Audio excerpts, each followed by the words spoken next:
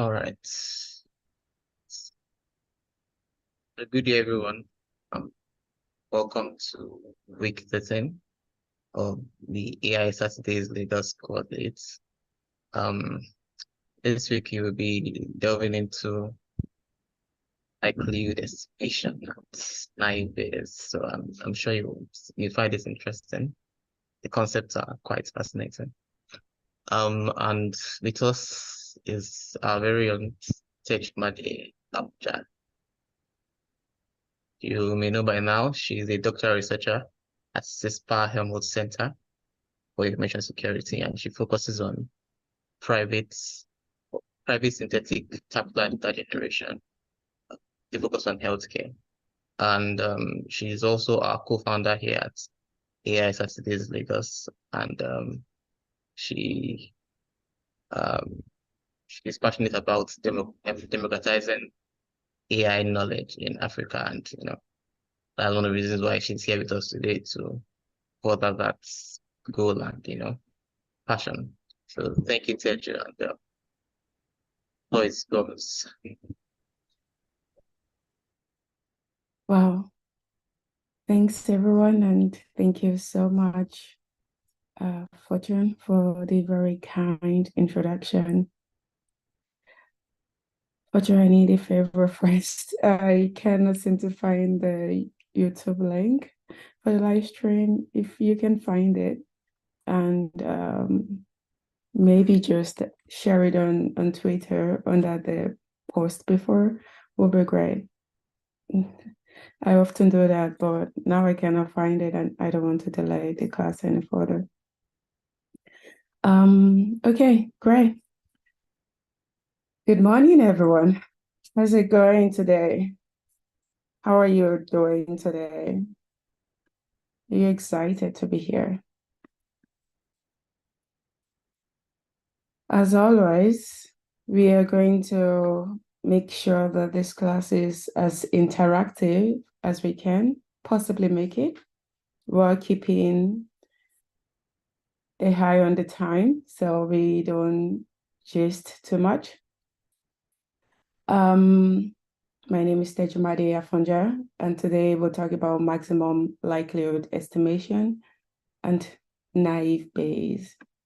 Both concepts are very foundational to mastering machine learning, and it's very crucial for your journey. It would always show up in different ways, form, shape. So if today's the first time you're hearing about this or learning it may not be when it sticks, but you just have to continue to revisit the concept and understand the general intuition, the idea, the basic idea, why this is important, or what it is that we're actually trying to do here. Okay, just 2 topics covered today. Maximum likelihood estimation, naive Bayes, and that would take us approximately 2 hours to do so. Let's go into maximum likelihood estimation. But before we do that, we're going to start with the challenge for you. So I hope you have your computer. Of course, hopefully you're doing this on your computer, but you could also be tuning in by your phone, or I just need you to have something that you can use to calculate. But you could also be a math genius. You can do it off the top of your head. The challenge is, assume that you have some exam scores. They are drawn independently, but you do know that the distribution that those scores come from is a Gaussian normal distribution. I mean, normal, we're using it interchangeably with Gaussian here, right? So we went through a bunch of distribution last week with MFA. So you're familiar right now that we have different kinds of distribution and they model different behavior of the data. So if you have 3 scores, you have a student, think of this as a student scores, you have 75, one student scored 75 in the exam, the other one 80, then another one 90. So my question is that, which pair of parameters do you think is a better fit? And by parameters here, because we're talking about Gaussian distribution, we mean the mean, that is the peak where the distribution peaks, the mean of the distribution, and the standard deviation, how spread the distribution is. So with these 2 statistics, the mean and standard deviation, you can model a Gaussian distribution. That's all you need. Those are the parameters it needs. So I'm now telling you that we have 2 options. There is a Gaussian that has a mean of 80 and standard deviation of 3. Another one has a mean of 85, standard deviation of 7. So which of these 2 distribution could have generated our data, which is exam score 75, 80, 90? You can just guess based on your intuition, or you can use a calculator, your computer, to try to compute it. I already gave you the mean and the standard deviation.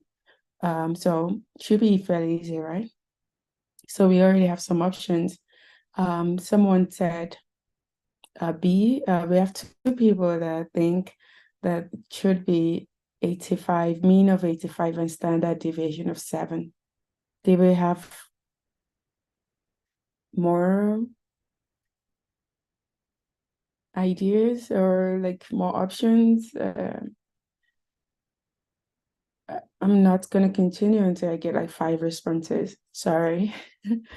I just want to make sure we're awake and we're in class. This is my way of waking you up if you just woke up.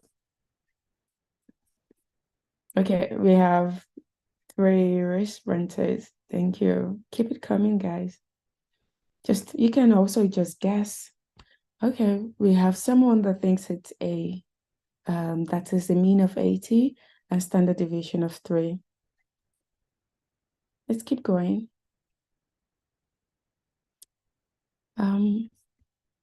We have quite a number of people on this call, so we should have more people guess. There's nothing wrong. Like, I mean, it's okay to be wrong. We are here to learn. So don't worry about being wrong. There's no point. Just if you want to guess something.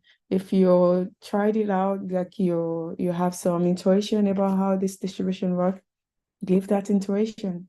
Just say something. Okay, I think we have over 5 responses now. Let's keep that thought in our head, but it's probably hard to look at numbers, so I put it out here, graphical representation. Let me know if your options have changed. So now I have those 2 distributions we just talked about verbally. The first one has a mean of 80. You can see it peaks here at 80 and standard deviation of 3. It's a little slim. And the second one has a mean of 85 and standard deviation of 7, so it's spread out, Excuse me. Now seeing it graphically, I'm asking you again, given 3 data, 75, 80, and 90, which of these 2 Gaussian could have has the highest likelihood of generating these 3 data? I mean, they both could have generated it, but which one is more likely to have generated it? I see people changing their options. Before we had B, now we had A. Okay, this is nice. All right. Someone said, sorry, I joined the class late. Can you explain the idea behind the question? Okay. No worries. So I just had a teaser question, it's a challenge. I said there are 3 exam questions. Some students have a score of 75, another one 80, another one 90. And I now have like a parameter of a distribution. We said the distribution is Gaussian. So we know the mean and the standard deviation of this distribution. The question is that given the mean and the standard deviation, which of the Gaussian distributions that we have here could have generated the data? Option A or option B? Before I showed the graphical representation, a lot of people are leaned towards option B, but I haven't seen the graphical representation. Most people lean toward option A. Okay, I'm sorry to tell you, but option B is correct. And we will go into what it is. So essentially, if you try to calculate it using this formula here, by plugging in the data, each of the variable x, mu, and standard deviation into the Gaussian PDF formula here, you would get the probability density shown on the y-axis here. If you can read off the probability density, you can you have an estimate for the likelihood for each of the data. So for this data, you have this estimate here. It's about 0.02. Can you see my pointer, by the way? Not sure. I don't think so, right? You cannot see me pointing, can you?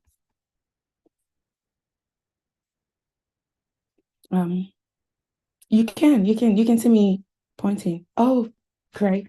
I thought not. Oh, this is perfect. So you can see that here, 75, it's about 0.02, the probability density for this point. 80 is about 0.04, and 90 is about, let's say, 0.04 something, 45. So to find the one that is like more likely, what you would want to do is to just multiply the 3 probability densities together. And if you multiply together, what you get here is higher than what you get here. And can you tell me why? By just looking at this, why do you think this is the case? Because it seems like this has higher density, right? But I'm telling you that if you look at the 3 of them together, joint, just multiply them together, this density is more likely than this one. Do you see it? Do you see why? Huh? Does anyone see why it's now become? You said you give up. Don't give up. You're just starting, Alison. You don't understand. Okay. Okay. This is not a good start. So let's double down. So I said that option B is actually more correct. It is correct. It is the correct option. And the reason why that is the case is the focus of this class, but I thought let's do it easier. So to let you see why this is the case, I said you would have to look at each of the density here, probability density. Let's just try to read it off the graph. So what is the probability density of this 75 under this distribution? Can someone tell me? About 0.02. How about 80?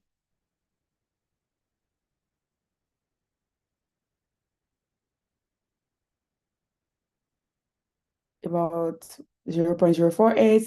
Great. And we can do the same for 90. Okay, great. Now, please multiply the 3 together. What do you get?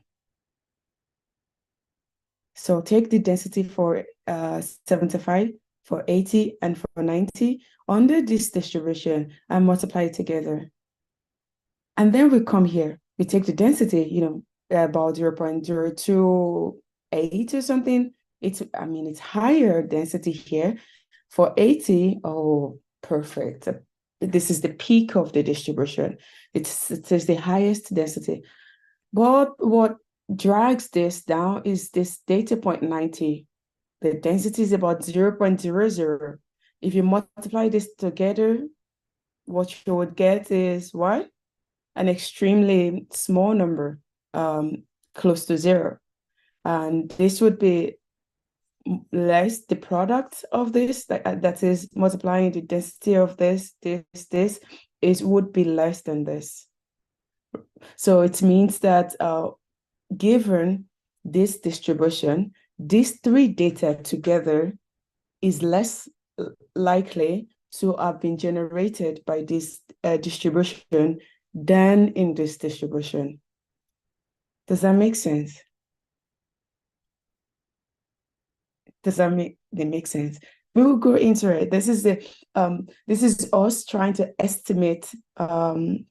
It's there now. We are given some parameters, which was what we've been doing before. We were learning parameters a few weeks ago, right? So we now say that we have this parameter. Someone said we have option A with parameter 83, mean as the division, option B, 85.7. They now said, okay, we don't know how they got this parameter. It's some oracle, we have no idea. But the question they are posing to us is that, oh, we have three data, 75, 80, and 90. Which of these two distribution can give us this data? Has a higher likelihood. This is the keyword. Is more likely. Which of these two is more likely? I mean, both of them could have generated it, but the one that is more likely to give us those three together is the option B. Is that a little bit clearer? Right? Is it? Stay with me. Okay, because this is just the beginning and we would have more math on here, but I will do my best to give the intuition. So please don't zone out just yet, because I know that it can be a little bit intimidating at first, and so, but I'll do my best. So let's go into the concept of maximum likelihood estimation. So to begin off, we are now moving away from parameters that are given to saying that we want to estimate this parameter. So we don't know. Nobody gave us this oracle.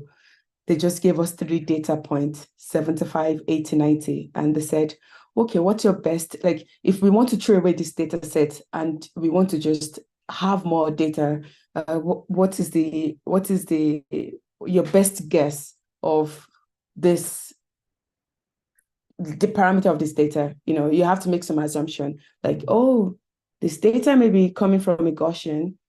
If we need to throw away those data, what is the parameter of this Gaussian distribution? And we want to learn it from the data set. It will become clearer as we go. So we are moving from probability to statistics rather. So we're computing things like the mean, like the standard deviation. We are counting, these are statistics. So the basic question here is that given some data, say data point x1, x2, x3, you could think of it as like if you have a spam classification, which we will get into a bit later. Each data point x1, x2, x3 could be the words, the different words in your email, right? The name is, those are words. So this could be like your x1, x2, x3 for each of them. But again, we'll go into this a bit more. The other one is that so the question is that how do I find a distribution that captures this data well? Oh no, sorry, I misspoke a bit here. So X1 to XM is it would be the first email, the second email, the third email, right? Not the words. Sorry, I misspoke. I just messed it up here. Let's keep going. We'll get clearer. So in general, if we pick from the space of all distributions, then this is a very hard question. But if we pick from a particular parameterized family, when we say, oh, you cannot see the slide. Can everyone else see the slide?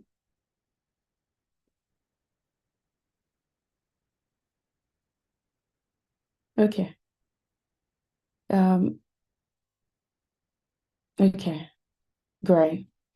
Okay, thank you for confirming. Seems like majority can see the slides.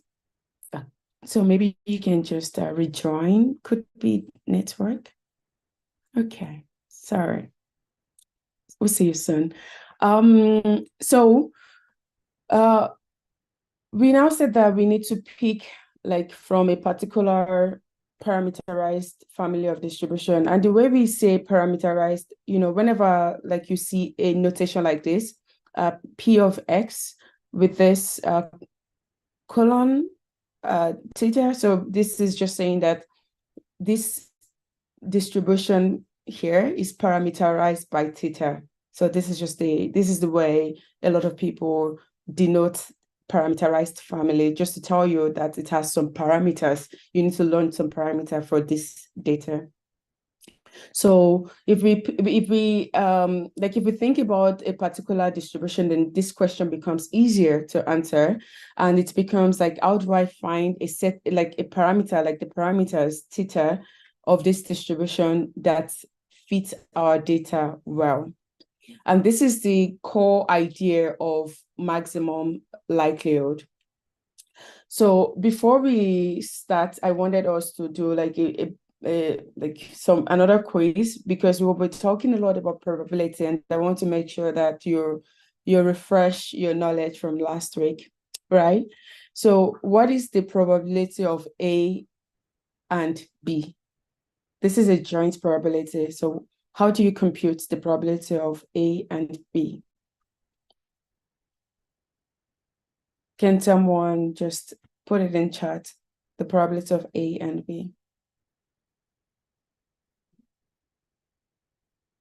You multiply them.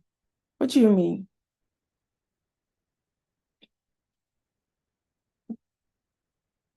Well, no, they're not independent right now. So A and B are not independent. They're dependent on each other. So what's the probability? How do you compute it? Good question though, Chitam. Someone says it's probability of A plus probability of B. So we all agree. A and B are not independent. Okay. Probability of A plus probability of B minus probability of A and B. All right. You're using the sum probability. Okay, that's correct, Elisha. So, but you can write it as a product, right? We did this last week. So probability of A and B is probability of A times probability of B given A. Do you all agree that this formula is correct? Okay, thank you. But if they are independent, then it becomes what?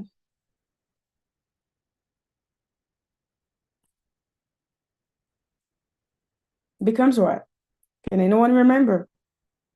They're independent. A happening does not depend on B happening.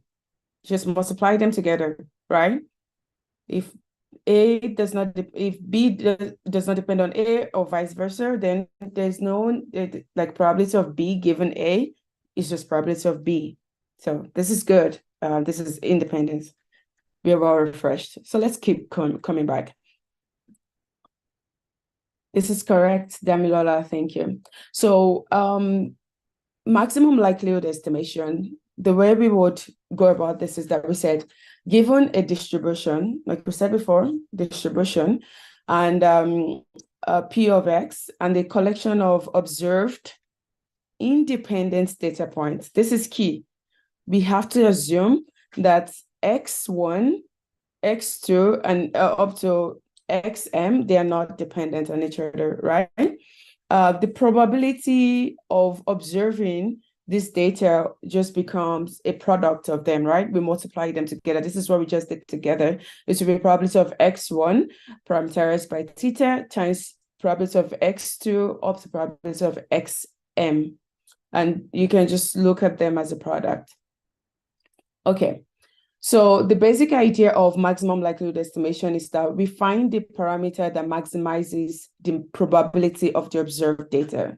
And this is what we tried to do in the example, the challenge that I gave in the beginning, where we just took all of this density and then we multiplied it together, and we said the one that has the highest product is the one that is more likely to have been generated by that particular distribution, right?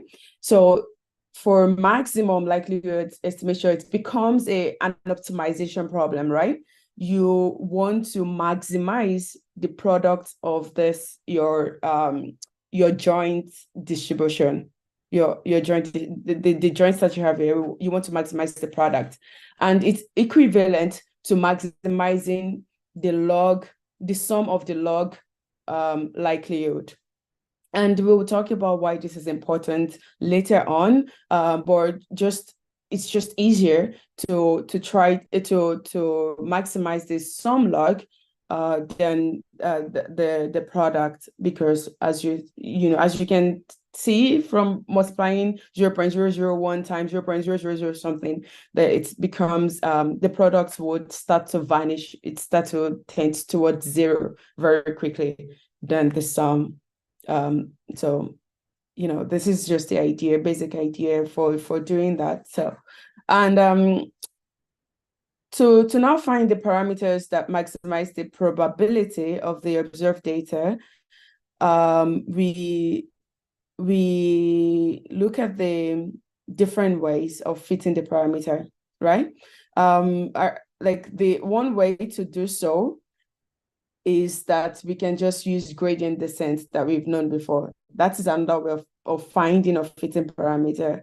But in this lecture here, we are looking at the maximum likelihood estimation. So we will do the standard way in which we're trying to maximize.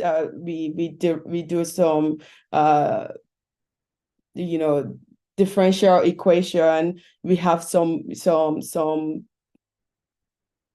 function, and then we try to find the minimum or the maximum. We set it to zero. It's the standard way of which we want to maximize, and then we'll go into this a bit further in the slides to come.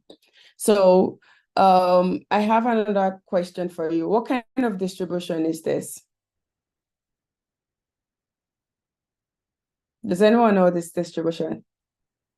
By the way, there's a lot of quiz in this class. It's just every now and then I jumped into a quiz. So what is this distribution? You said Poisson. Is this a Poisson? Maybe. Does anyone else think this is a Poisson distribution?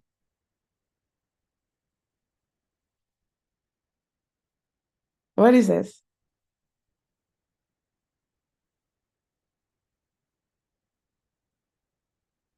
Anyone else? Do you know this distribution? It's very common. Bernoulli? No, this is not a Bernoulli. Normal? This is not a normal distribution. Okay. Thanks, Damilola. Yeah, it's not a Gaussian distribution. So we talked about Gaussian. You already saw Gaussian distribution, right? Let's go back. Gaussian distribution looks like what we saw earlier, like something like this. This is a Gaussian distribution. It goes like this, right? So it's not a Gaussian distribution. It's not Poisson distribution. It's not Bernoulli distribution. So this is a uniform distribution.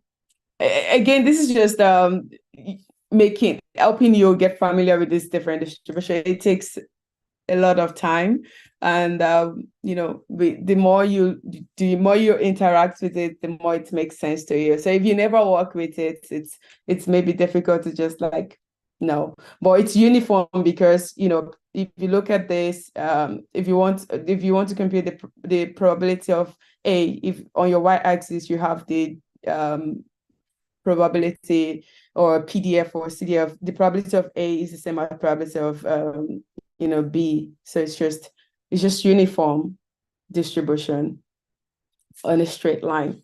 And in a lot of scenarios, this is actually also quite common and very useful distribution to know about.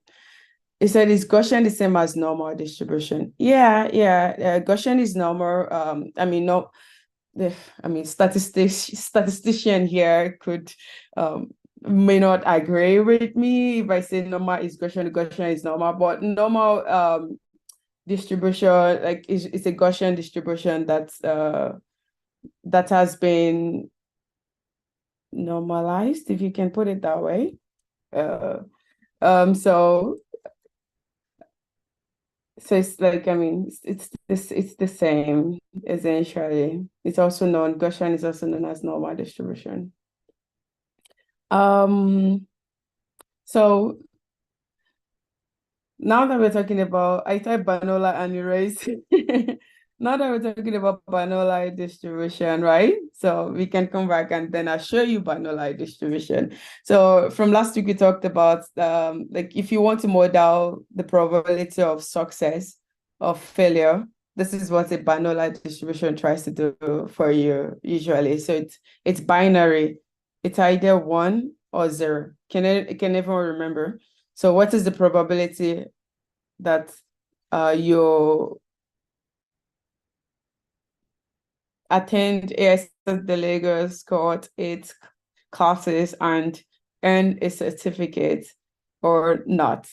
It's binary. You either earn this certificate or not earn the certificate. So the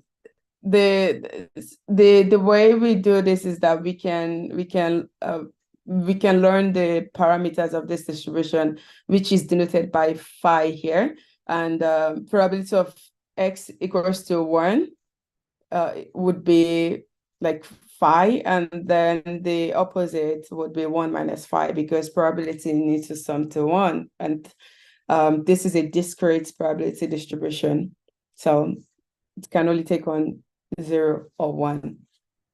It can also be written like this to make it clearer. And visually, this is what the Bernoulli distribution looks like. It's not, so if you have probability of 0, then like if you look at the blue one, then it's like 0.8 and probability of 1 is 1. So I guess if you have probability of 0 equal, like if you have equal probability, then maybe this is why you may think it's that what we had before is Bernoulli, because then you have equal probability, right? For 0 and for 1, that would be 0.5, and then it's also uniform. Maybe this is why. Is this why some of us thought it was Bernoulli? I'm actually curious. Right? So, but in general, uniform distribution is used to model event that has the same probability of occurring, right? So probability of head or tail. then you can think of it as a uniform distribution. But it's also like binary in the sense that it has a binary outcome. So yeah, terminology is binary uniform. It's we can keep thinking about it. So, but here, if you look at the red one here, see probability of x equals to 0 is what? Is 0.2, right? And probability of x equals to 1 is 0.8. So it's either 0.8 or 0.2. It's always binary. All right, and you can write this more compactly like this, which you would see a lot of this.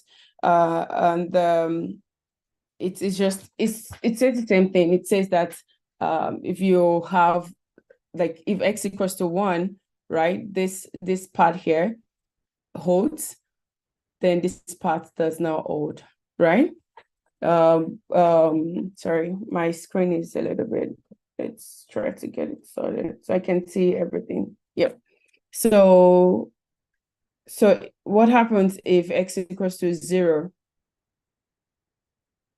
Let's say success is modeled as 0. If x equals to 0, then we have 1 minus 0, right? And then it means that we would only have 1 minus phi, anything raised to power, like 1 is like 1 minus phi, then phi raised to power 0 would be 1. Anything raised to power 0 is 1. So this does not hold, this would hold. And if x equals to 1, then this would not hold, this will hold. So it's just a way to write it much more compactly. So if we wanted to now estimate the Bernoulli distribution, then we can say that if we have some observed data, let's say x1 is 1, x2 is 1, x3 is 0, x4 is 0, and x5 is 1, right? So if to estimate phi, what do you think we can do? We just said that is the probability of success, probability of failure. How do we compute that? What does it mean in layman term? So what is the probability of 1 in this data set? Does anyone know? What's the probability of 1? 3/5. And probability of 0 is what? 2/5. Exactly. So if we can just put that, what you just did mathematically, let's just put it down. What you just did is that you just said we can estimate the parameter of this data, right? This observed data by just counting. We just count the number of 1. This is the sum of all of the 1s divided by the total. It seems very obvious, right? So let's think about this. Well, what does this mean? We're saying that if we just know this estimate, this 3/5, that the probability of success, we can model this data set. We can regenerate this data set by just knowing that estimate.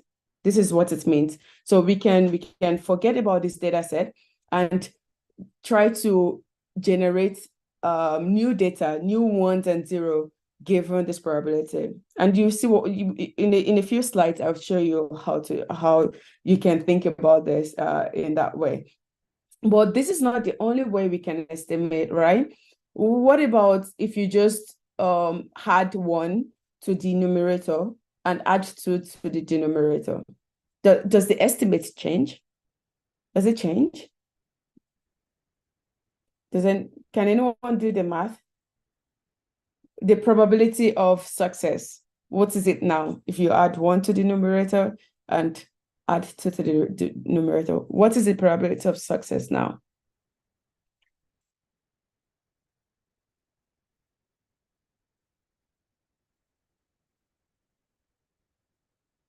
So it becomes 4/7. Yeah. So, is it a good estimate? I mean, before you had what? You had 3/5, right? So is it good? Is it bad?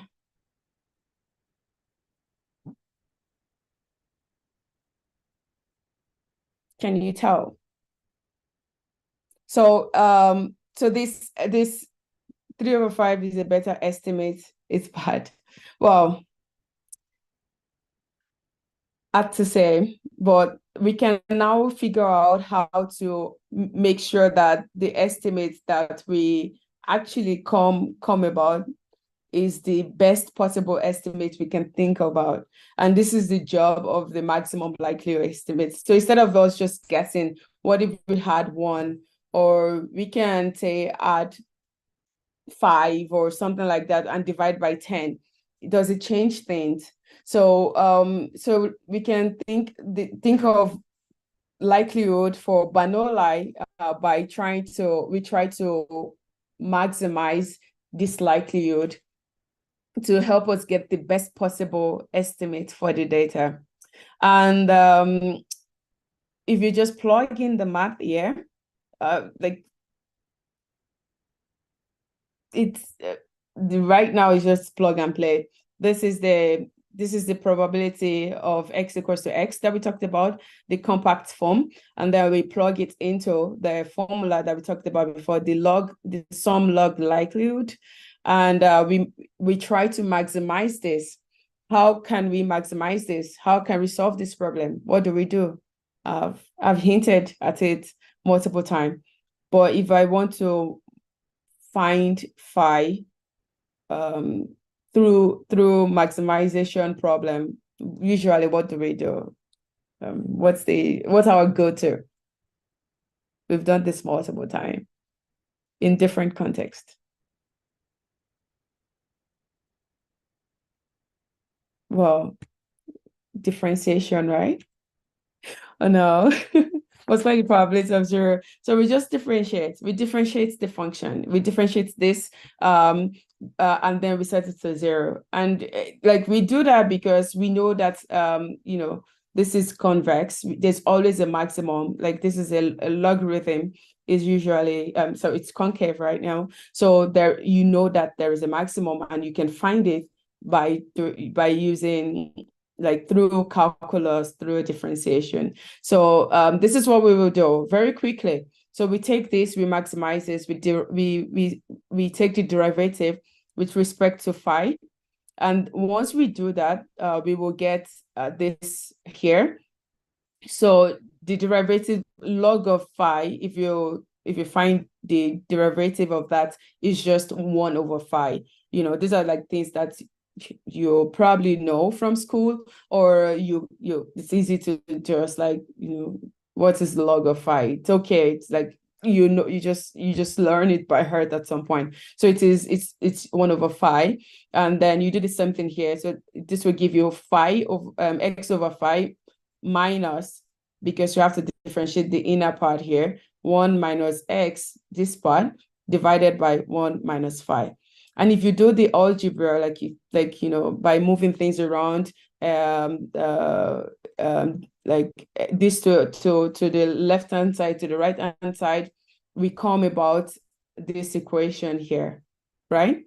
So the estimate that you get when you have derived, like from your derivation, the maximum point can be reached by just saying that the maximum is sum of over your data point of x over m, which is exactly what we talked about before, right? When we did it here, before we got into the math, when we just like looked at this highballed it, what's the probability of 1? We said is the sum over all of the 1 divided by m. So but you also get the same thing if you look at the maximum likelihood estimate of that.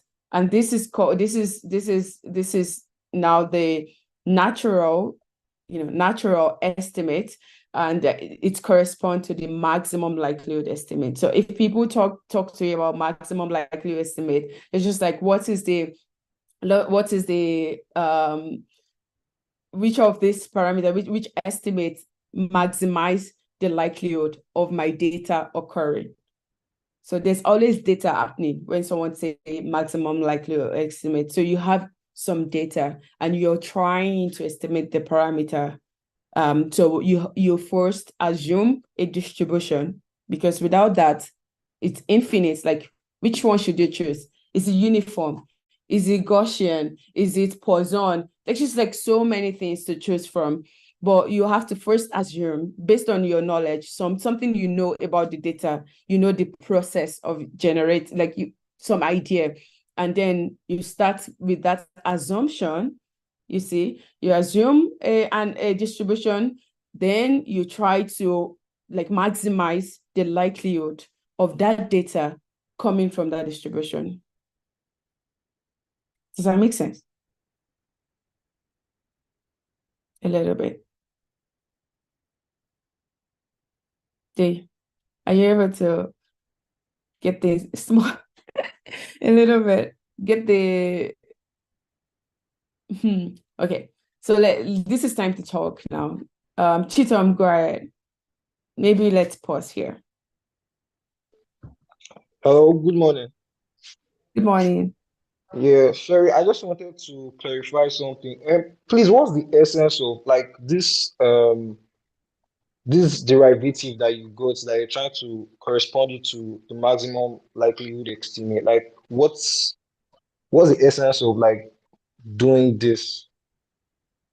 Okay. So so we have this objective here now. We want to maximize the log likelihood of the data. Does log likelihood make sense? Like, I mean, we can start from the intuition. Let's go back a little bit. So we said that we have some data set here, right? Yeah, And we want to find some parameter, this phi, that help us to estimate it's the best estimate for this data set. But why are we looking at phi? It's because we first assume that maybe this data set here comes from a Bernoulli distribution. So you have a data that is just 1 or 0, 1 or 0, 1 or 0. The question is that what kind of distribution behave like this, that you only take 1 or 0, 1 or 0, right?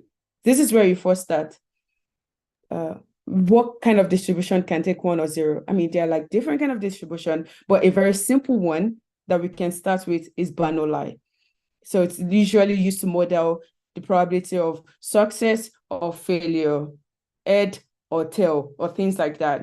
So from this distribution, we now said that if we want to estimate the parameter of this distribution, then we need to do something like maximizing like that particular formula, like the formula of that distribution. Is this a little bit clear? Like yeah. I mean, this is not, I mean, it's not, the concept is not like, it takes a while, and I may not be explaining it the best way, but I will do my best. Let's see, we can go through it one by one. Maybe by doing that, other people can also understand a bit. But at this point, what do you get? Like, what do you understand at this point? You have a data. You assume that the data is generated by some distribution called Bernoulli. The way that the distribution is described is this probability here. This is how this distribution is described. You know, we didn't come up with this. This is how it's described by like some mathematicians. They've studied this distribution a lot, and they've come up with this compact way of describing it. So then they said that if we only just know this parameter here, if we know this phi, then we can generate any kind of data that looks like this. Do you get it? Does that make Can sense? you hear me? Can you hear me? Yeah, I can hear you now. So like what you're trying to generate like without knowing any kind of like the particular data sets. Like this helps you to generate like a particular data set. Is that what you're saying? Yeah, it can. It can. If you can learn that estimate, then you can generate any data. But now we are doing the like it's like a chicken and egg problem. Now we're first using the data that we have to learn the estimate. So we are going to use any data set that we get, because in machine learning, you have data, right? So usually you have data, data comes from different sources, and you're trying to find some function that best describe your data. So in the realm of maximum likelihood, we are saying that, okay, if you know the distribution that your data comes from, I mean, even if you don't know, you can just assume something, like maybe you assume that it comes from a Bernoulli or from a Gaussian or from a geometric distribution or Poisson and things like that, then we can use our standard tools to learn the parameters of this distribution. And once we learn the parameters of this distribution, we can sample from that distribution. If we want new data, we can do that. We can inference, we can do inference. Like if you want to, let's say there's a task we are trying to do, like the spam classification, we can try to predict if a new sample is a spam or not.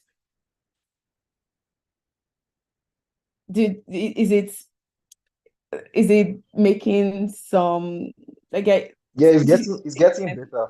is it getting better? Yeah, I Yeah. mean, yeah, please continue to ask. Don't stop. Don't like just keep asking. So I'll keep trying in different ways, and I will try my best to not confuse you. So someone said that, why do we log it? Logging it is just a way, it's just for convenience and for numerical computation reasons. So if we go back to the formula for the formula that we talked about before, which is the product, where was it? Yes. Do you remember this formula here? You know that we said that this will just be a product like P of X1 times P of X2 times P of X3. Can you remember, Caleb? So we just keep multiplying like that. And what you're trying to multiply are small numbers, like, these are probabilities. They usually sum to 1. So it's like 0.0 something, like, or density if you're in the continuous space. So if you continue to multiply a lot of small numbers, what do you get? Extremely small number. In fact, at some point, it may be 0 because we just don't have enough precision to represent that many zeros. Does that make sense to you, Caleb? So to combat this problem, we try to look at the logarithm of that. So we just say that instead of maximizing this product, we maximize the logarithm of this product.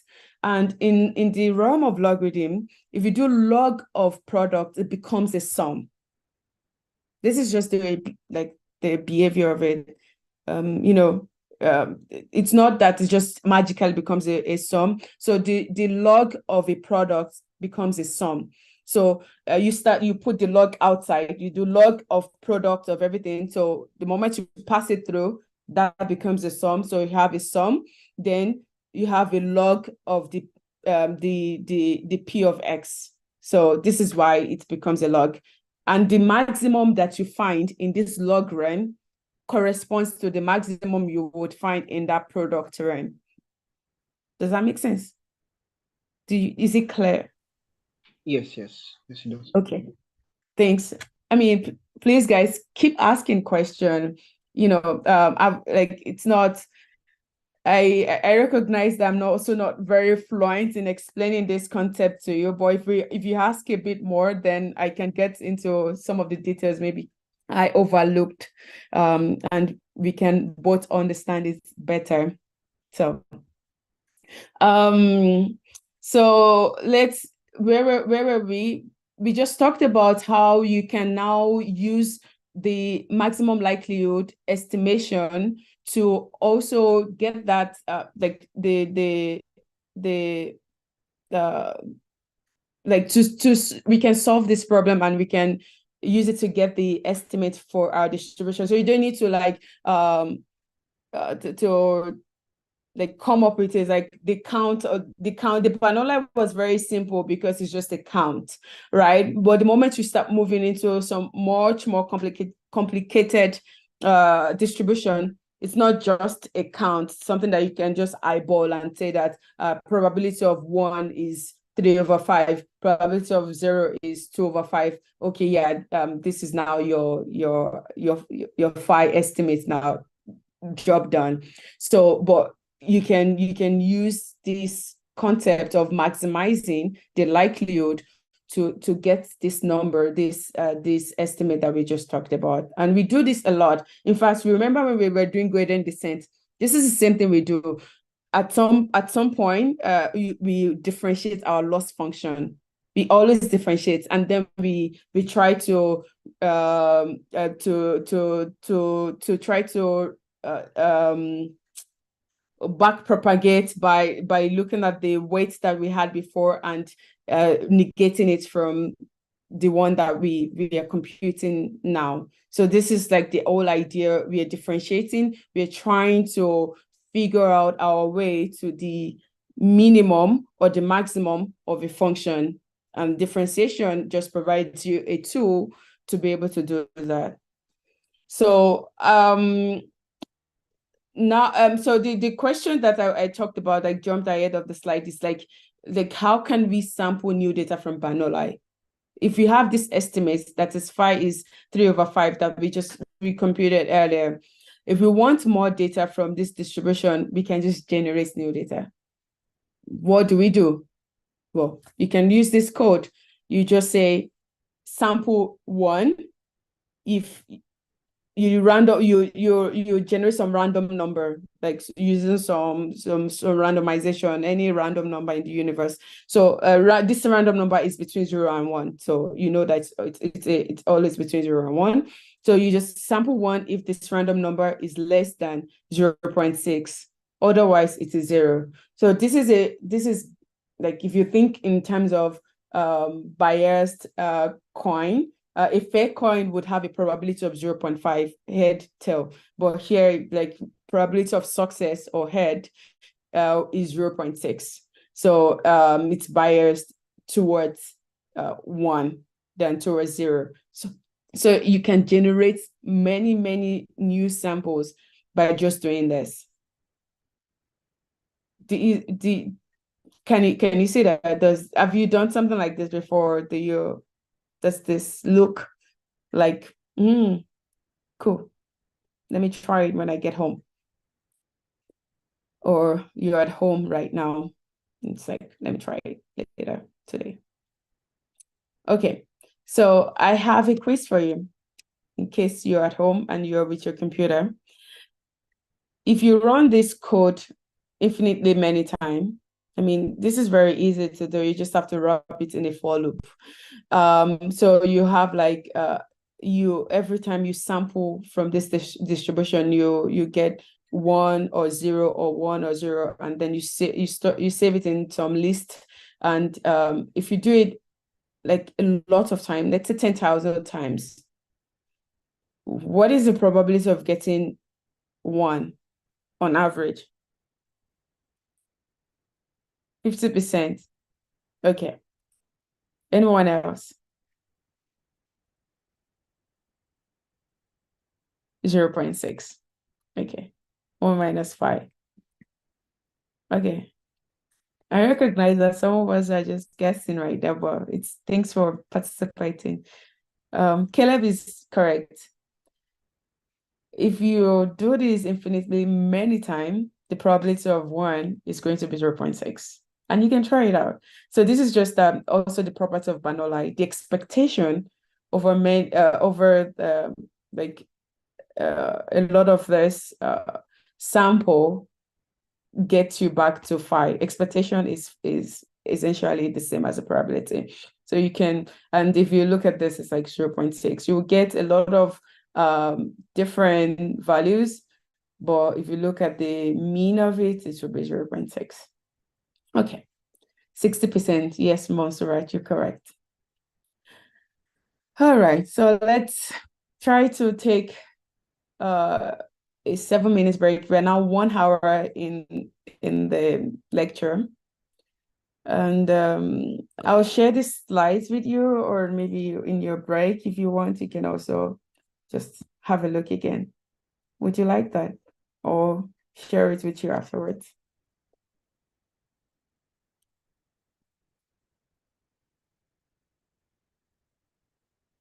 We'll come back in 11,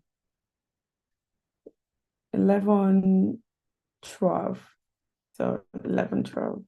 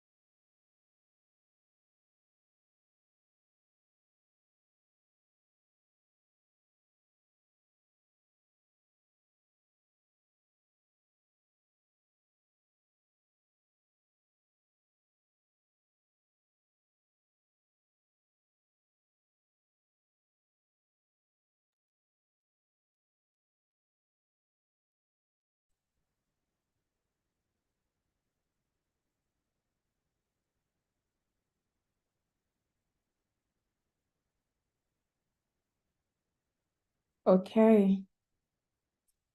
Did you have a good stretch? Hopefully. Did you get some water? Have some tea here.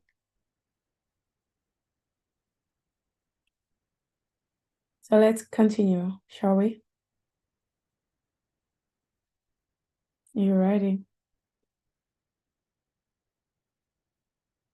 No?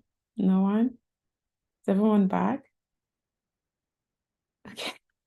All right, thanks. Elisha. Okay, great. So let's come back to our earlier example from this Gaussian distribution. Okay.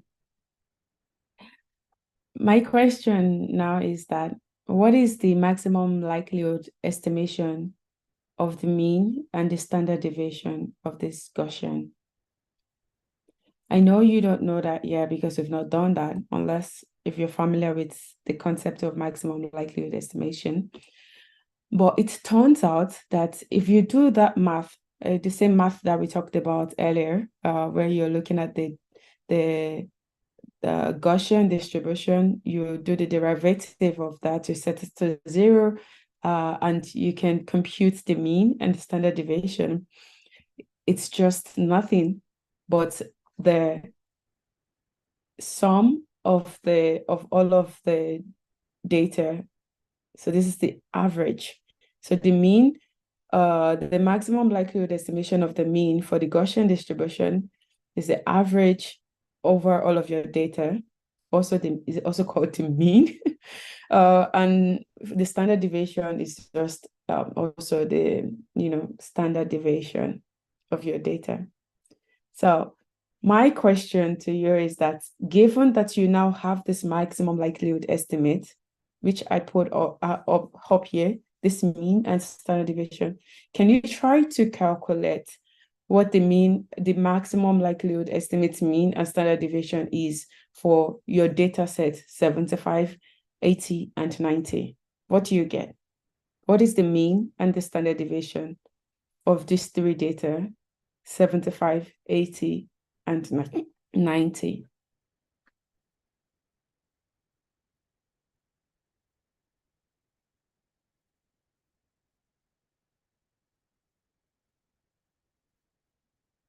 It's 1.6 for the mean. How about the standard deviation?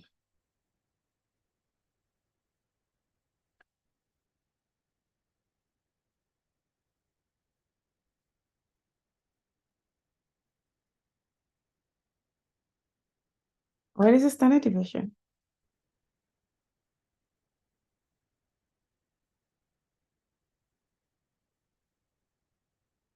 Anyone?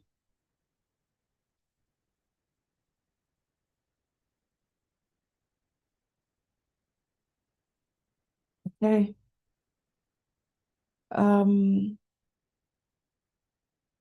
Should I write for someone? Is someone computing it? Yay, nay?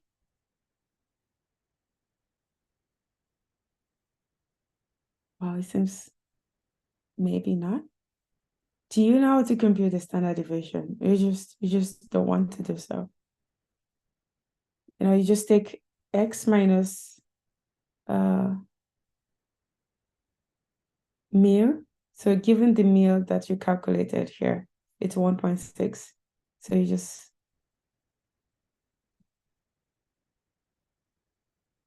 okay. So I think like if you do that, then you can get something about, maybe about 6.2.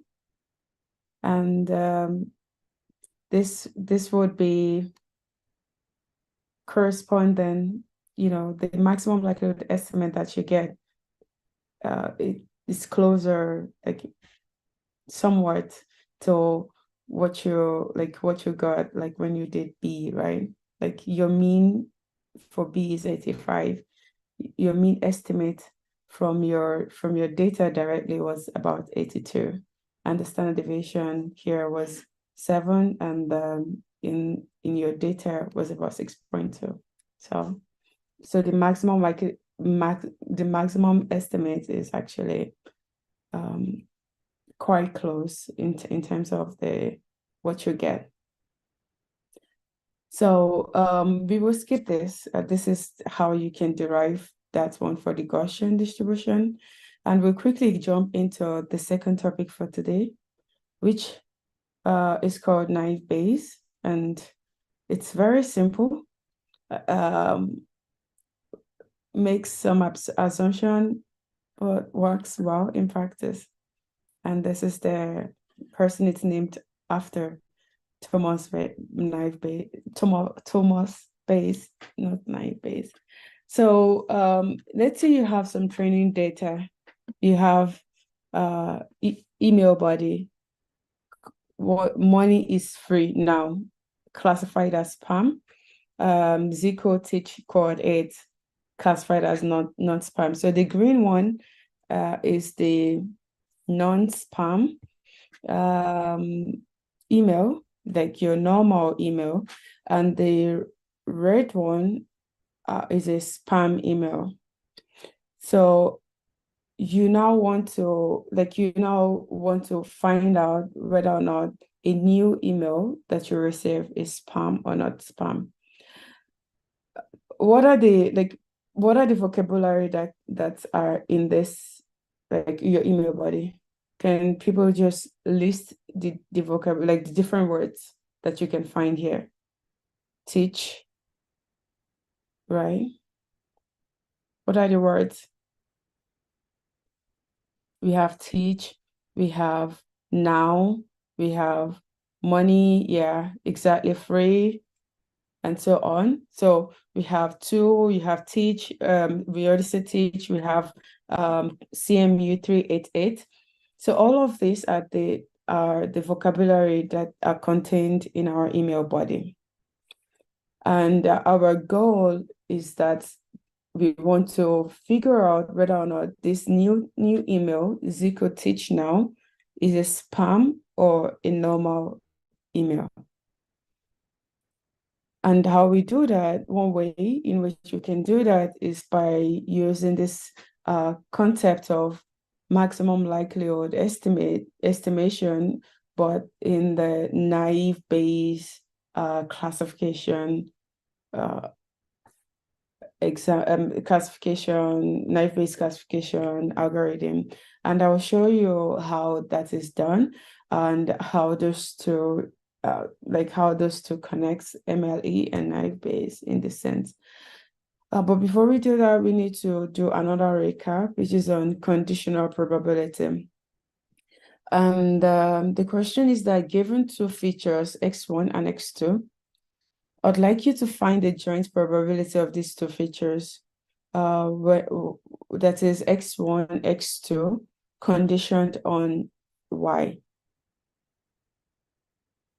Does anyone know how to compute this? What is the formula for to find the joint of X1 and X2 given some Y? And Y could be your label here. Let's say Y is a spam. Is a spam or not spam? And X1 is like your individual words. Like you want to model money and now given spam. What is the probability of Zico Teach given spam? Something like that. Well, if it's not very, like, I mean, like if you don't work a lot with probability, modeling more than one variable becomes a lot. Okay, I see someone already said, that would be probability of Y given X1, X2, times probability of X1, X2 divided by probability of Y. Okay, we are seeing a lot of probability going on here. All right, so let's go into it.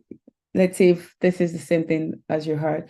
So you can expand this, right? So you have probability of the joint probability of the three variables, X1, X2, X and Y, divided by the probability of y, which is also called like the marginal probability, like the probability of y. So this is the formula, and you can, cross multiply, you would get that if you want to compute the joint here, you can write it like this: P of x1, x2 given y times P of y. You can write it in multiple different ways. This is one way to write it. And if you keep doing this manipulation, because, intersection is associative, you can move them around. Then you also can get, like, you can rewrite it as probability of x2 given x1 and y, probability of x1 and y. You can break this down even further. You to get probability of x1 given y, probability of y. Do you agree with me so far that this is still the same as this? Do you agree?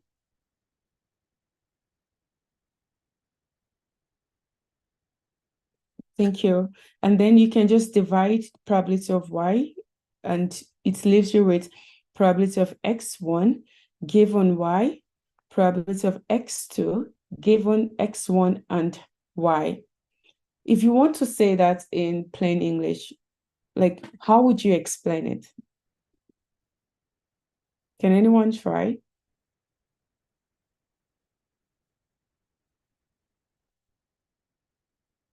So the question is that, given some two variable, let's say Zico and Teach.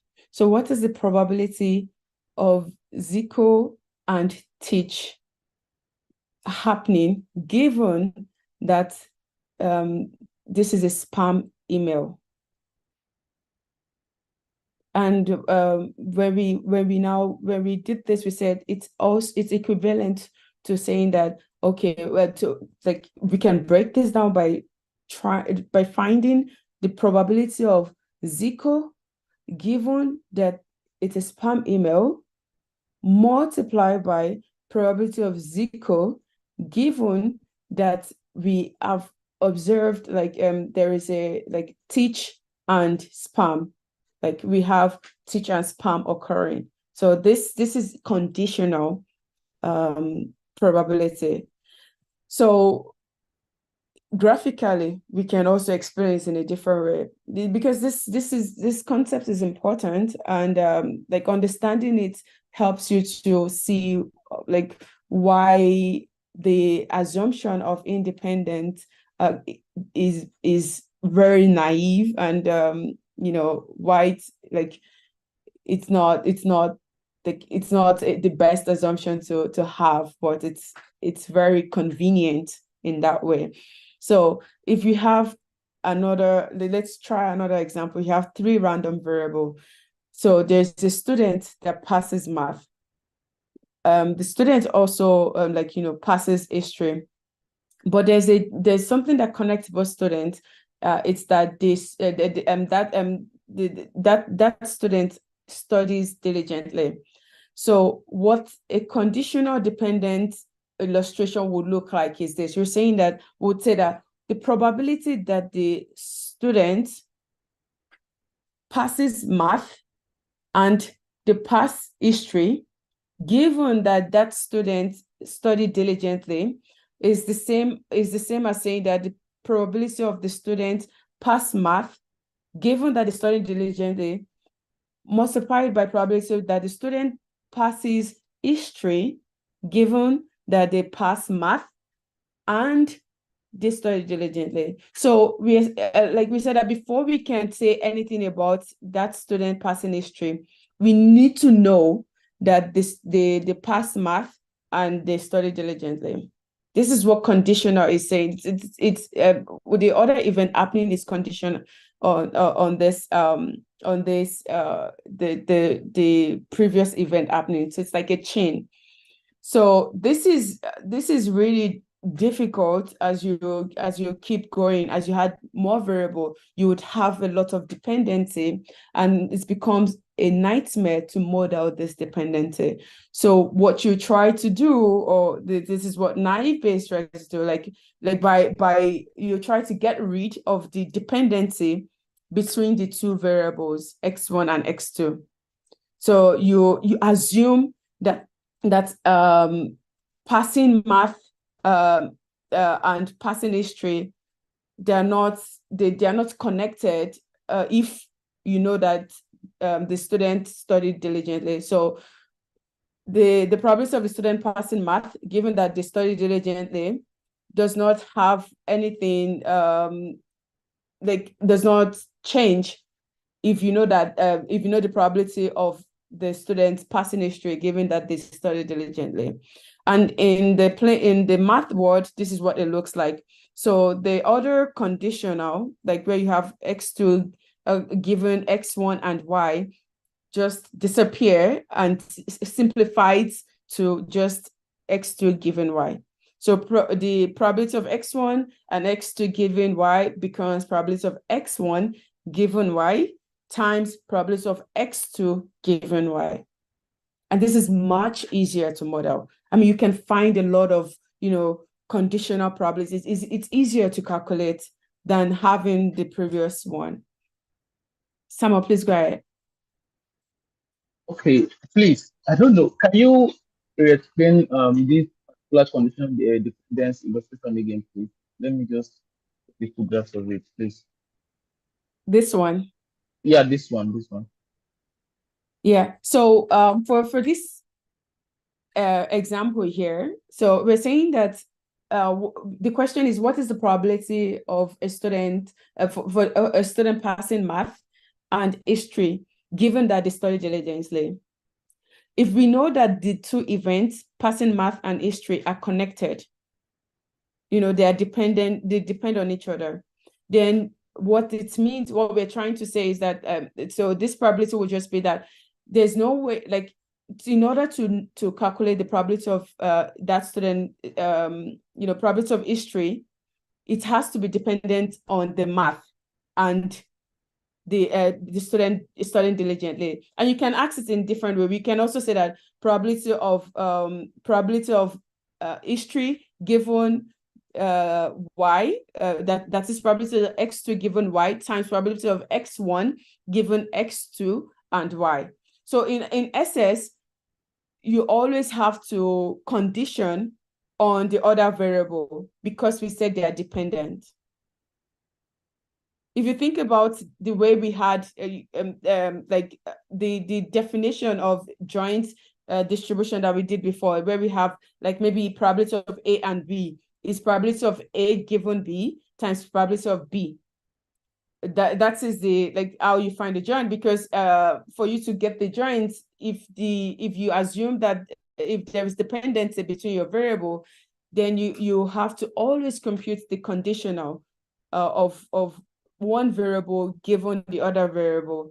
But if you say that those two variables are not dependent, if you assume independent, then probability of your A given B will be probability of A, because knowing that B happened does not tell you anything different about A happening, because you said that they are independent. This is the same idea. Does that make sense? So here you need to, like, knowing that someone passes history in this dependent notation, you need to you need to also know that they pass math and they study diligent, or vice versa. But the moment we get rid of this dependency between the two variables, then you can just model it as saying that, okay, yeah, passing math happen independently of passing history, given that the person studied diligently. Like, the only thing that connects those two together is that they studied diligently. So if I know that they studied diligently, the probability of passing math is something. Well, it's also like probability of passing history, given that they studied diligently, is also another thing. Those two probability does not affect one another. the only thing that connect them is this condition, is this like the condition that they study diligently. If you remove this condition, passing math and passing history does not tell you. I mean, I told you a student passed math, you cannot say, oh, they would pass history. But if you condition on diligently, it's like, oh, it's more like it's more likely because they have like, you know, diligently flows into both of them. But it's not like passing math and passing history. You don't need to condition on like on that as you did here, where you had this x2 given x1 and y. You can just simplify it to x2 given y because of the independence assumption.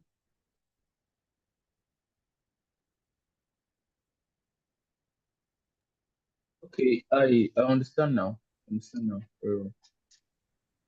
Well, it again, sometimes it takes time, and you have to keep revisiting this concept to really get a grasp of it. But I just put it here because I thought it's important to have this intuition, because we're talking a lot about independence, conditional independence, and like what does it mean? How is it different? So yeah, you can always go back again, or you know, we can come back to it. So let's try to do like model this spam behavior using naive-Bayes modeling. To do that, so we need to introduce like the setting. So naive-Bayes, like I mentioned, is a machine learning algorithm, and it's heavily relies on probabilistic modeling. This is why we keep talking about independence, probability of joint, what is the marginal, because this is all this algorithm, this is the core of it. It's probabilistic in nature. So the basic idea is that we have to model the input and the output as random variable. So in our example, spam example, the output would be like the y value, probability, the spam or not spam. So we are going to model that as a random variable, maybe something that can, like we know a distribution that can return true or false, spam or no spam, success or failure. Does that sound familiar? But no lie, right? So we could model such behavior with like a Barnola distribution, for example. So, and we also do the same for each of the variables. In our spam example, this would be like the individual words. So we try to model those words also using some distribution, right?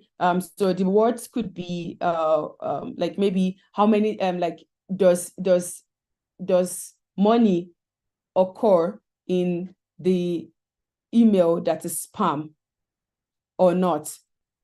You know, this is now like a 1 or 0.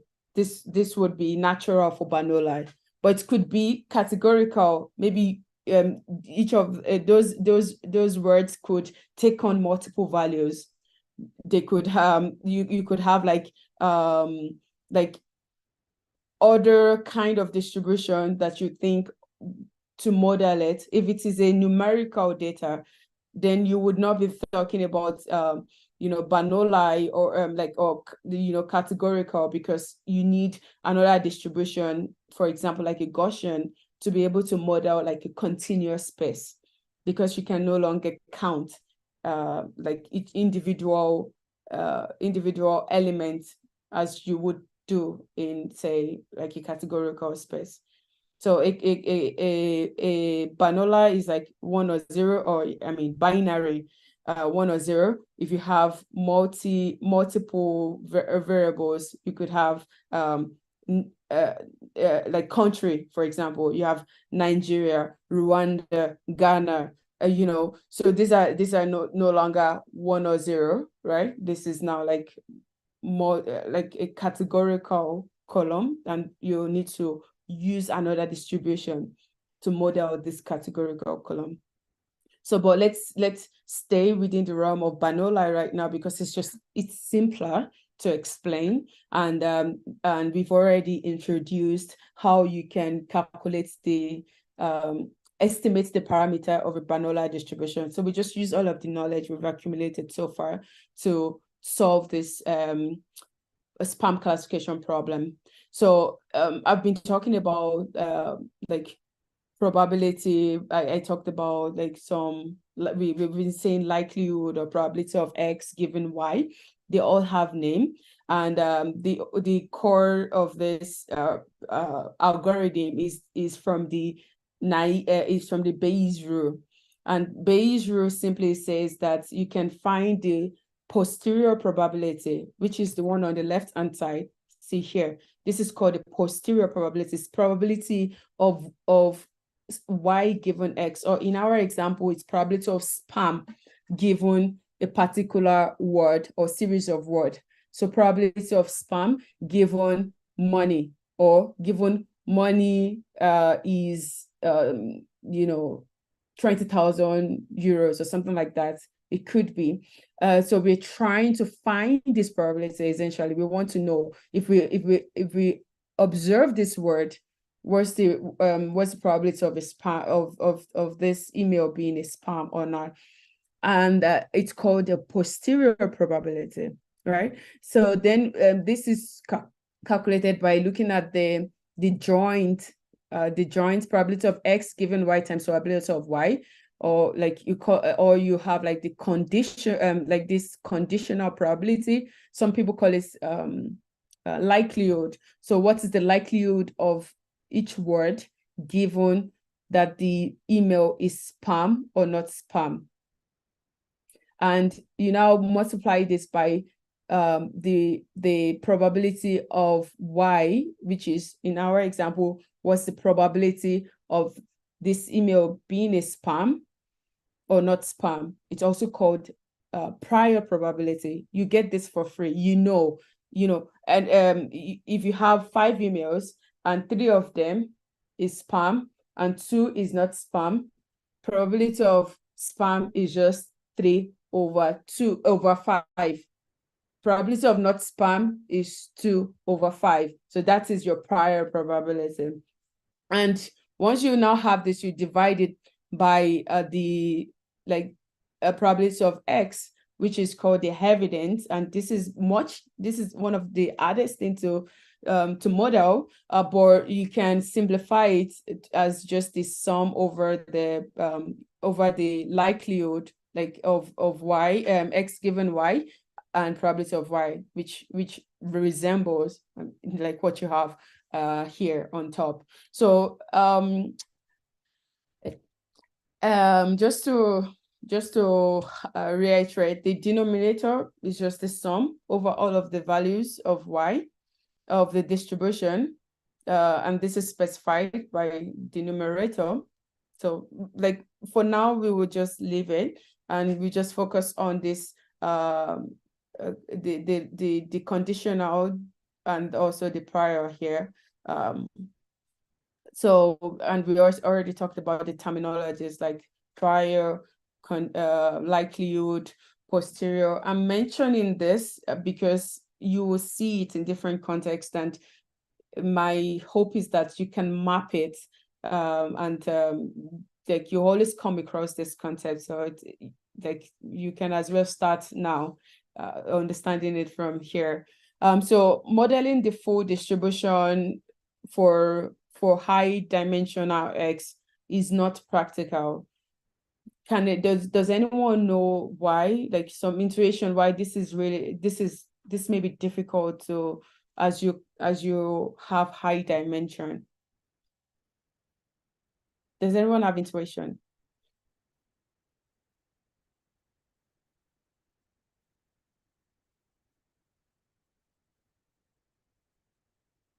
Are you all still with me? Because we've all been very quiet for a long time. Do you have intuition why, if you want to model the full distribution, probability of X given Y, for high dimensional X, think about machine learning now, like your features, X1, X2, X3, X100, X1000, X1, 100,000. Some features are as high as that. So so it becomes very impractical to do so, because you would the possibility is just enormous. So let me give you an example. If you have your variable x1, like let's say you have just one x, and x can only take on two values, 1 or 0. If you have 10 of those 10 of those x's, what is the, like, how many values in total would you get? You would have how many values in total would you get?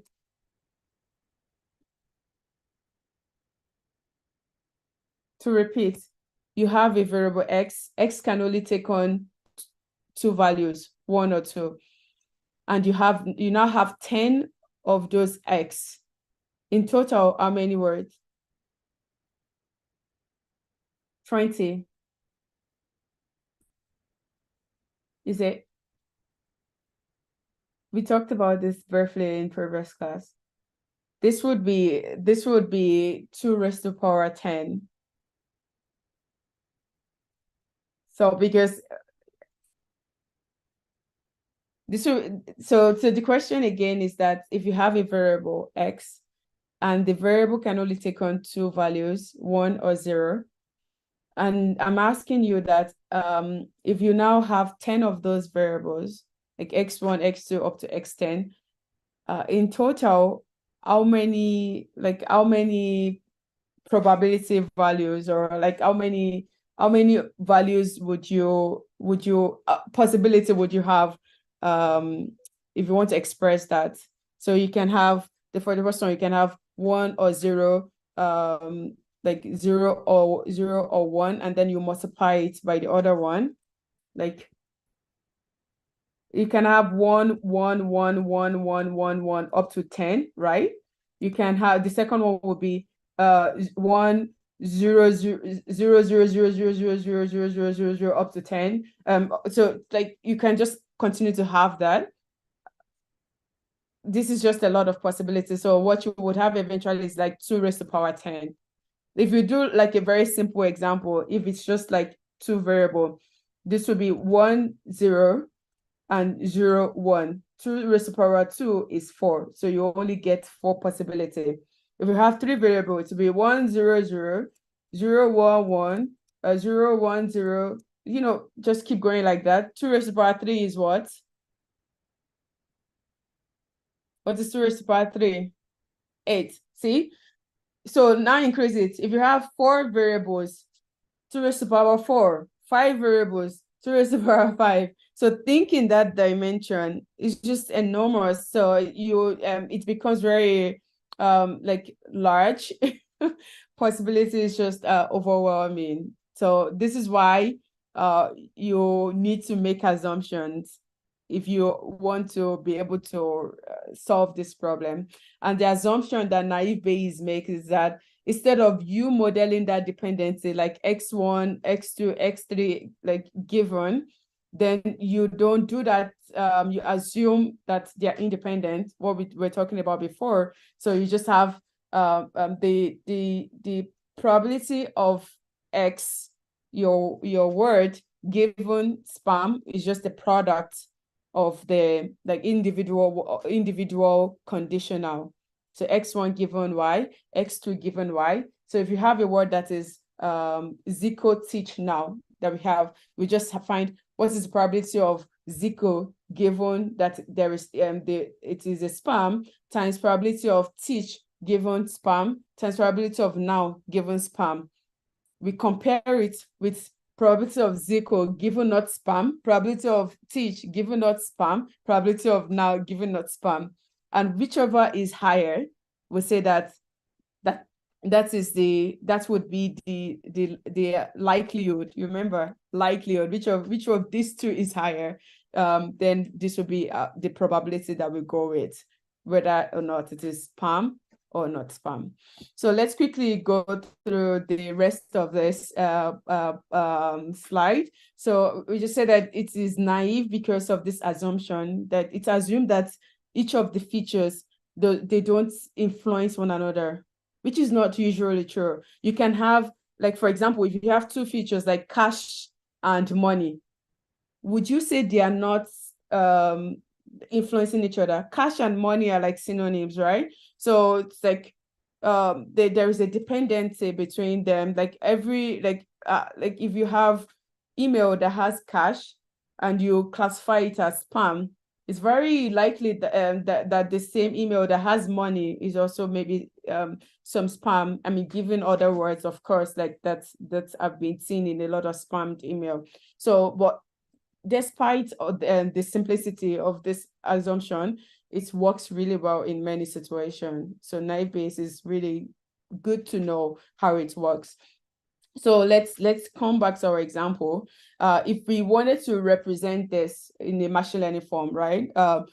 It's like one representation could be like this. So you just take each of the vocabulary here, it's become your features.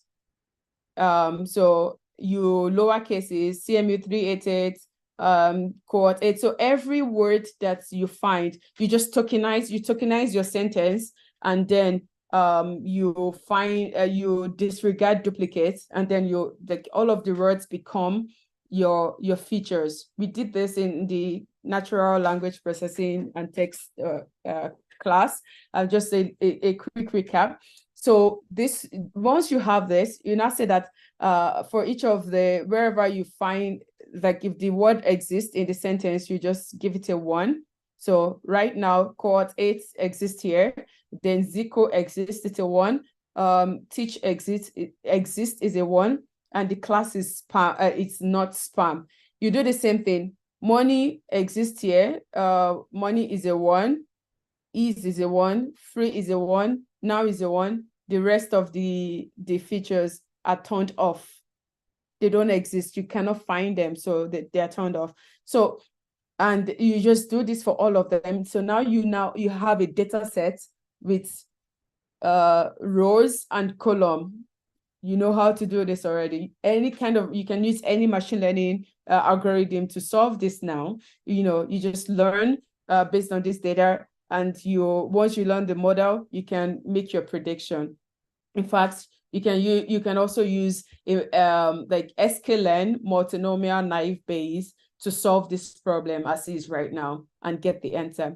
But that would be boring, right? We are here to learn about how this sklearn like this multinomial naive Bayes, how was it like designed, or like what is the implementation behind it? So let's do some math to make it interesting.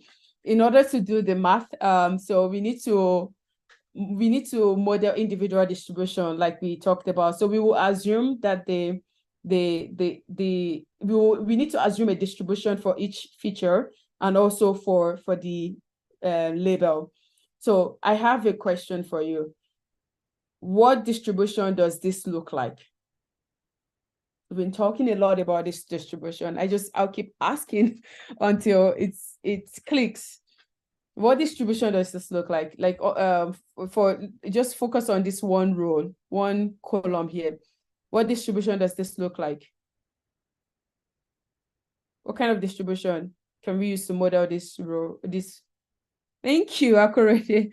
Banolai. Yeah, it's just 1 or 0. We've been talking about Banolai. It seems like I will not let you rest with Banolai, right? So this looks like you can just like maybe model this as a Banolai. Model this as a Banolai is just 1 or 0. Banolai. In fact, everything can be modeled as a Banolai. Products of Banolai. So you learn a parameter here, Banolai parameter. Another parameter, phi2, Banolai parameter. So each of these feature has a Banolai parameter attached to it. And if you have a new data, what do? Well, you find if the data says like money, you take the Banolai parameter of that data, and then you multiply and you get your answer. You will see what it means in a few slides. So like we said, we need to specify a distribution, and we just eyeballed our data set. We find out that we can use Banolai for it because 1 or 0, right? We just use Banolai. We also we do the same thing, right? Sorry, so much. We do the same thing for this is the Y, the label, spam or no spam. And these are all of these features, the words, right? And so we assume, like we already said this, we just assume Banola. So we can move on. So now we are trying, the things we need to learn is the probability of Y. That is, this is the prior probability. Remember, probability of spam or not spam. And the second thing we need to learn is probability of each word occurring given that this is a spam, or the probability of each word occurring given that it is not a spam. And this is, what is this called? This is the likelihood of each word given spam, likelihood of this word given not spam. And all of this thing that we keep attaching to it is just to tell you that this is a probability distribution. I know it makes it much more like intimidating, but it's just to be explicit that this is a probability, like this is a distribution. This is why we keep putting the parameter thing there. So to estimate this parameter, we already know how to do this. We've done the maximum likelihood estimate of Banola in the first part of the lecture, which we said is just the count, right? So we count every time we see one, we count it, we divide by total. And for the conditional, we do it a little bit different because now we are conditioning on a part of the distribution. So it's no longer the entire thing. We only look at when you are spam. This is what this equation is telling us. We say that if Y equals to 1, that is, we only care about spam. We count everything that is in spam spam. If that word, if that word occur, we just sum it all up. We'll say what it is. Like, this is just math. Then we'll say what it is when we look at the example, when we try to solve it. So we sum every word that is spam, like every time the word occur in a spam email, we sum it all up. And then we divide it by the total words in that spam email. We do the same thing from non-spam. Then this would be the likelihood of the word coming from spam or not spam. So if we now know this parameter, it's the rest of our job is easy. To sample, to predict a new data point, we just need to take the prior probability, probability of spam or not spam. We take it, we multiply that prior probability, this one, we multiply it by the product of the other one that we talked about. So this is just trying to compartmentalize the form. If we break it down, if spam is in the email, this will be 1. We'll only care about this part. If spam is not in the email, this will be 1. We'll only care about this part.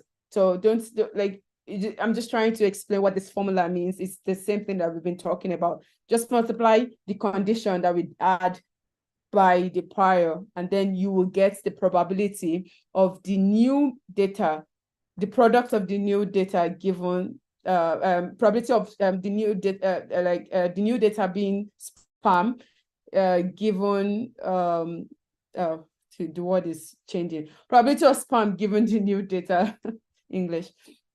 So after you have computed the right-hand side to get the desired probability, you can also just divide it by the evidence. You remember this thing that I told you to pause on for now.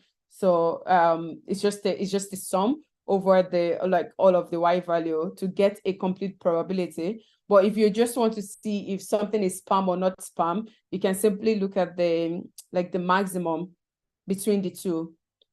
So I think we will skip this 5 minutes break because we are almost running out of time, but we will do some exercise. Is that okay? Is it okay to skip the break for exercise? So we can quickly do this exercise. I think this is important because this is now going to solve the problem that I posed earlier. I also provide a solution, so you can also just go do it by yourself. Can you see can you see this?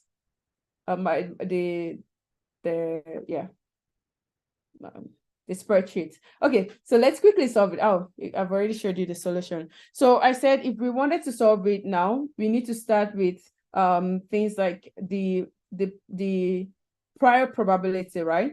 How can we compute the prior probability? Can anyone remind me of the formula? Can you please just unmute and say something so we can quickly do something? So the formula for the probability of spam, what do we do?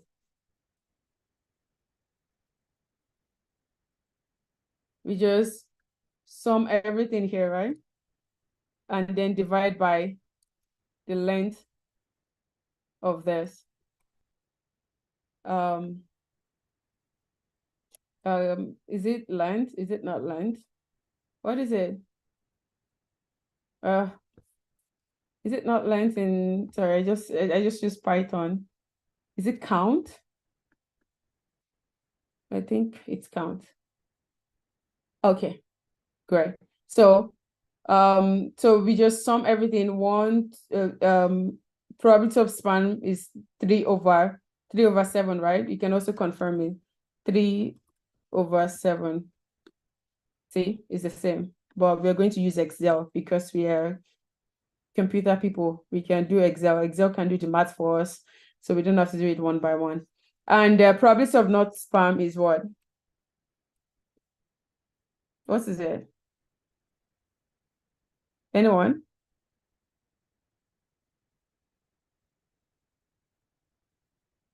One minus, thank you. 1 minus spam. So this is 1 minus spam. So this is like 0.5. So these two are our prior probability. Can you remember? Prior probability. So once we compute the prior probability, remember, let's come back here.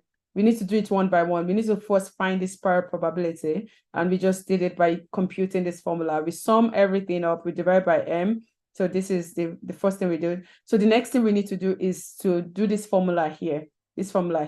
So what is that formula saying? So we are trying to compute what is the what is the probability of the word, each of this word given that is spam, and what is the probability of the word given not spam. And to do the same thing, we can just say the probability of the word given the spam will just be the sum anytime the word occur. No, this is not the. So anytime the word occur in the spam email, right? Divided by what? What is divided by what? What are we dividing by? Can anyone remember?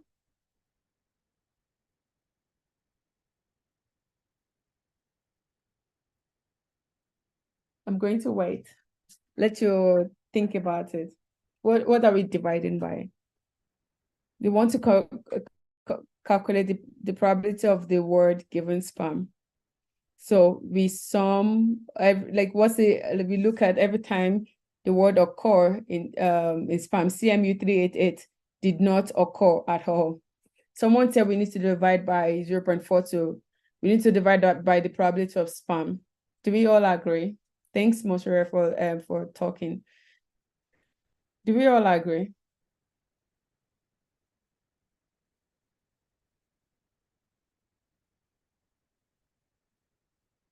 Okay. Seems like we are all not sure, or maybe we are tired. It's already like we're already on time, even though we started 5 minutes late. But this is not like this is not true. We cannot divide by the probability of spam. So to compute this probability would be we would be like sum everything and then you divide by the number of words in spam. So not the probability of spam, it's to be the number of words in spam, in the spam email. So to do that, we can just sum all of the words in the spam email. And this is 0 because like these words did not occur in spam. And we can also do the same thing for this here. We try to find the sum. And we divide it by the sum of everything here. So and this so because this word occur in not spam, so you see that you have a higher likelihood of the word in not spam than in spam. And you can just do the same calculation for everything here because we're using Excel. We simply can make it easier. So we just do the same. So if you look at it, it's always like we try to sum everything here and divide by everything here. And we do the same thing for that one. And we also do the same thing here. Let's see. So everything we have here is now the probability of each word occurring in spam. So cohort 8 did not occur at all in spam, so the probability is 0. 3 did not occur. 3 occurred in spam, so the probability was 0.18. And we can keep doing like when we now do this to now what I just computed is what we have here. And to now calculate the new one, the like whether or not something is spam or not, we just multiply each new word, like the word that we have here now. We look at the now for spam, you multiply it by teach. Where is teach? We multiply it by Zico, and then we multiply by probability of spam. So this would give you the results for probability of Zico given spam given Zico, and then you can calculate the same thing. You can calculate the same thing for probability of spam. Let's see, let's quickly do this. So now is here times Zico times teach times not spam. So you have these two probability, which you can turn into probability density. This would be this plus this. So this is now your final probability. I know it seems like I'm rushing through them right now, which is true, but we can always go back to it at some point when we have time. Sorry, this is not correct. B2 B25 plus. Okay. So yeah, so now if we want to predict if this is spam or not, we just need to say that if this is greater than this, then it is spam, but it is not greater. So we can just say this. So it is not spam. This is how like you do by naive Bayes on spreadsheets. But of course, like you can always use do it using multinomial naive Bayes, which I also did in another notebook that I'm not showing here. But I hope that the concept of naive Bayes spam classification is clear. So for this example that we have now, the probability of Zico teach now when is less likely to be a spam. So we would classify it as a normal email. And yeah, so please feel the feedback from I'm very not on time today. Sorry about that. But yeah, I just wanted to breeze through some potential issue, which was with the you have precision. We already talked about this. If you multiply a lot of probability, it starts to get to 0 quickly. And the way you combat it is this logarithm that we talked about. You just compute the log. And also, if you have never seen a word before, the likelihood of that word occurring will simply be 0. So for example, if CMU did not occur at all in your spam email, then it's 0. And sometimes this is not desirable because it becomes like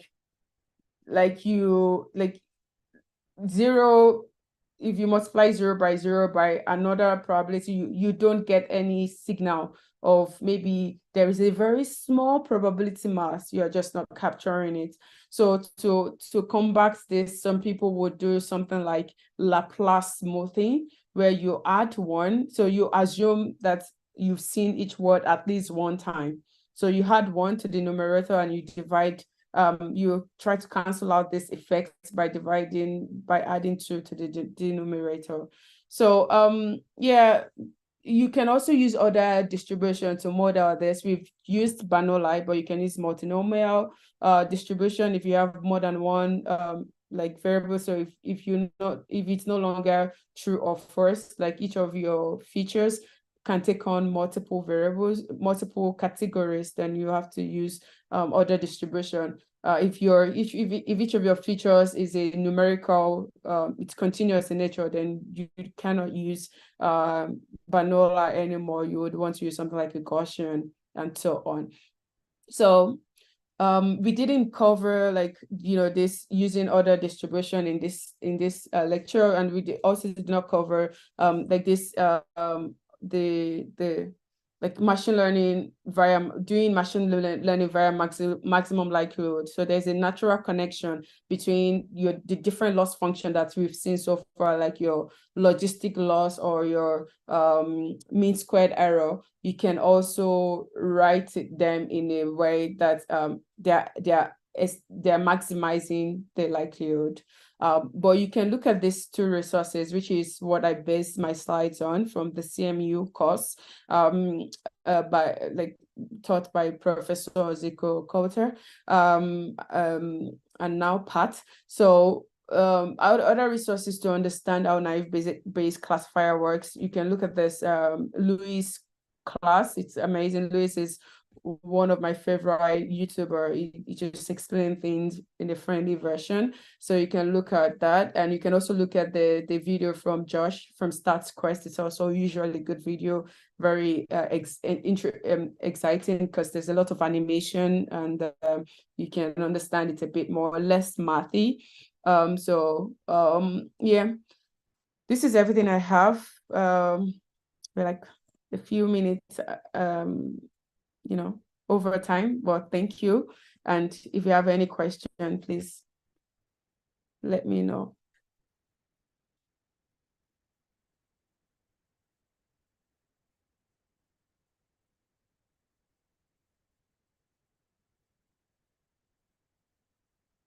Any question? No. Okay. I pass it on to you, Fortune.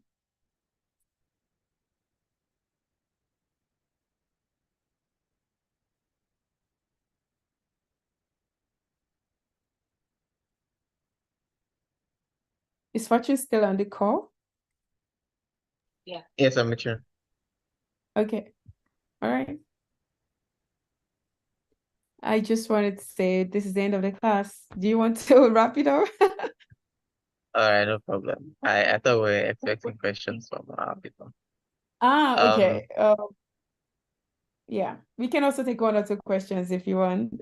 Sorry, I think I spent too much time on some concepts and probably over explained some of it. So hopefully you got something out of it. Yeah. Yeah, I hope you all do.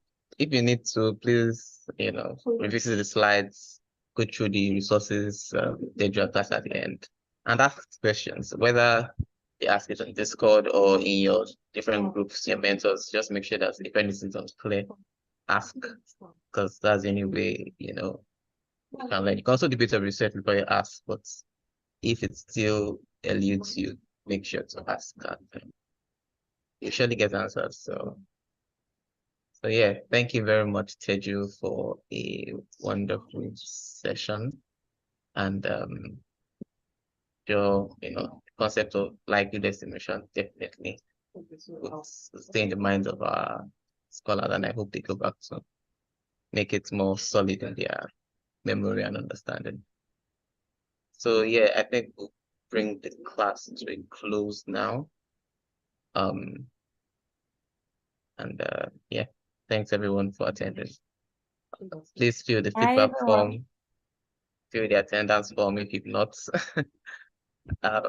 And adios. Adios, muchacha.